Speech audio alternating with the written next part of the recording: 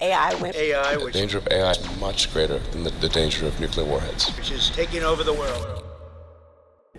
You know the easiest way to catch someone in a lie? Don't listen to what they promise. Watch where they hide the money. They tell us AI will take your job, but it'll also create millions of new ones. Sounds great, right? But here are the hard facts. Since 2023, big tech has poured over $50 billion into AI.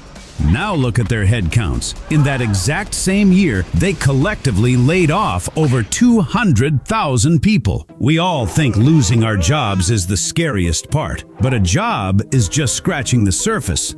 The real risk is something else entirely, and it's a hell of a lot worse than we imagine. That's just the news talking. They peddle doomsday every single year. And that's exactly why you don't see the trap. And this is just the beginning. Look, for all of human history, we've lived by one simple deal. The economy needed your labor to produce. You trade your hours, and the system gives you money. Your job isn't just some place you drag yourself to every morning. It's your economic leverage. As long as the boss needs you, you have a voice. Oh, come on. Technology has always taken jobs.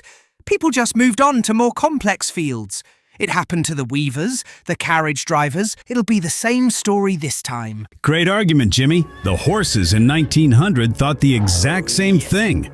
Here's the data. In 1915, there were 26 million working horses in the US. Then came tractors and cars. Do you think those horses retrained for different careers? By 1960, there were only 3 million left. They just got written off as obsolete because a gas engine turned out to be cheaper than oats.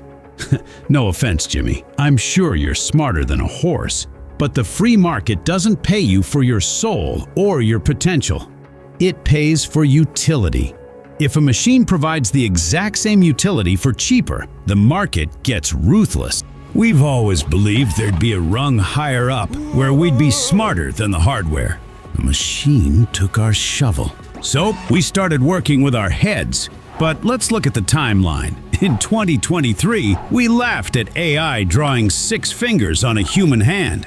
In 2024, Goldman Sachs drops a report. 300 million jobs globally are at risk of automation. By 2026, tech giants are quietly freezing entry-level hiring and replacing them with AI, and they're keeping their mouths shut about it. What happens by 2030?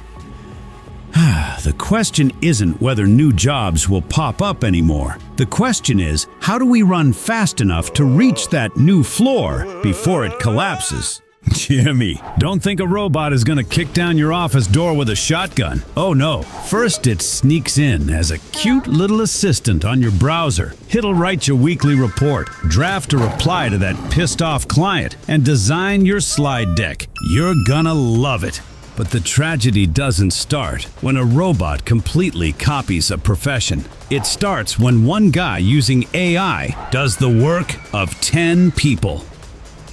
Where did the other 9 go? Well, then I'll just be that genius manager who runs the AIs. Sure you will, Jimmy. Except there are 10 times fewer chairs at the top of that mountain now. An algorithm doesn't ask for a raise. For shareholders, it's an absolute dream. And you know what the worst part is? Now the door to the economy is being bolted shut from the bottom. When I got my first job, for the first 5 years, I screwed up, made mistakes, and had to redo everything. That's how experience is born. Today, the first ones going under the AI chopping block are the rookies, the interns, the juniors. Why would a corporation want a greenhorn who makes mistakes and asks for tuition reimbursement when a neural network does the exact same tasks perfectly in a fraction of a second? Just think about that. While AI hasn't quite figured out the highly complex stuff yet, corporations still need senior-level guys. But where do you think new seniors will come from in 10 years if we kill off all the juniors today? Corporations don't give a damn. They'll just tweak the AI enough by then and close off the top of the ladder too. For now, we're building a world where a handful of gray-haired geniuses sit at the top, and at the bottom, there's a mob of millions of young kids who just had the bottom rungs sawed right off. Wait, if people lose their jobs en masse, who's gonna buy these corporations' products? The whole system will collapse. They need consumers. Oh, I wish that were true. But the free market is cynical, and it is brilliantly adaptable to mass poverty. Watch how it works. At the top, you've got a handful of ultra-rich buying yachts, villas, and luxury goods. In the middle, corporations and governments trading algorithms, infrastructure, and security with each other for billions. And at the bottom, there's you, living on a bare minimum welfare check that the government hands you. And you'll take that money right back to the store, owned by that exact same corporation. The circle is complete, except you're no longer in it as a player. You're just a pipeline for government money to flow back up to the top. Then let's just give everyone universal basic income. Cut everyone a check so they don't... Remember this, Jimmy! When they promise you free money from the government every month, don't celebrate, because that means they don't need you anymore. Huh? Hold on. Free money? Isn't that the dream? It's the very last thing they'll give you, right before they cross you out of the system for good. Here's why. If they cut you a check, but don't give you a stake in the machines, the data, and the companies, you are not free. A guy living on handouts doesn't have a voice. We don't need a free bowl of soup. We need equity in the damn soup kitchen. People need ownership, so that you aren't waiting on the mercy of the AI overlords, but actually own a tiny piece of what that AI produces. The ultimate nightmare scenario is when you become economically and politically irrelevant, when they completely take away your leverage. Okay, fine. But what the hell am I supposed to do tomorrow? I'm not the president, and I'm not a billionaire. Don't worry, we aren't gonna go seize the factories.